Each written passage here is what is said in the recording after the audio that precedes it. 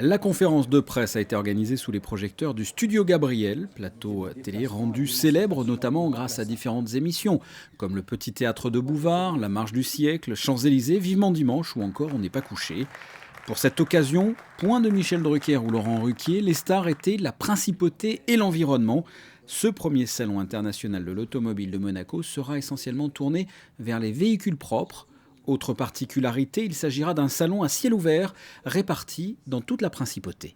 Écoutez, on crée un nouveau concept de salon de l'automobile. C'est-à-dire que l'idée, c'est de permettre à un salon, au lieu d'être dans un espace clos, d'être à ciel ouvert et de se répartir harmonieusement dans toute la principauté, avec bien sûr en point de mire les véhicules écologiques, innovants et de prestige.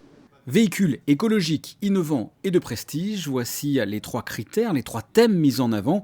Ce futur salon a reçu le soutien de la Fondation Prince Albert II. Une automobile écologique et innovante, ça correspond à un des champs d'action de la Fondation dans le domaine de l'action contre les changements climatiques, du développement, encore une fois, d'une plus grande efficacité énergétique et d'une manière générale, d'une transition vers une économie qui soit une économie décarbonée.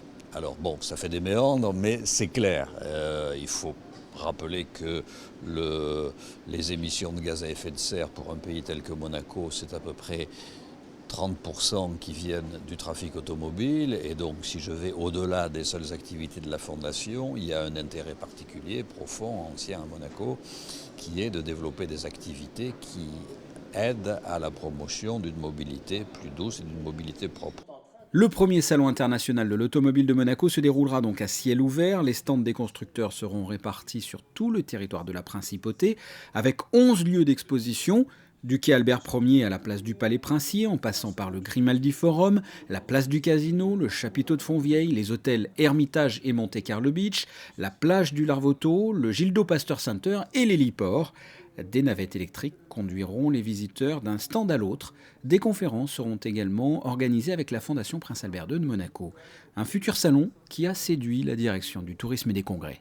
L'intérêt est multiple. D'abord, c'est l'intérêt d'avoir des hôtels remplis en hors saison, ce qui est très très bon puisque le mois de février n'est pas évidemment la saison la plus fertile en tourisme. Donc on a du tourisme d'affaires, mais on va avoir aussi ce salon, ça c'est une chose. Et puis bien sûr, en termes d'image, c'est absolument énorme pour nous puisque la principauté brille de mille feux lorsqu'il s'agit d'écologie, lorsqu'il s'agit d'énergie renouvelable. Et là, c'est une pierre de plus à l'édifice, une brique de plus qui va être pour nous une brique sur laquelle capitaliser à l'étranger en disant attention Monaco, c'est aussi ce salon de l'automobile principalement axé sur l'énergie renouvelable et qui va être un salon tout à fait, à mon avis, qui est appelé à être un salon qui va s'installer, durer et à devenir aussi célèbre peut-être que ne l'est le Yacht Show dans sa catégorie.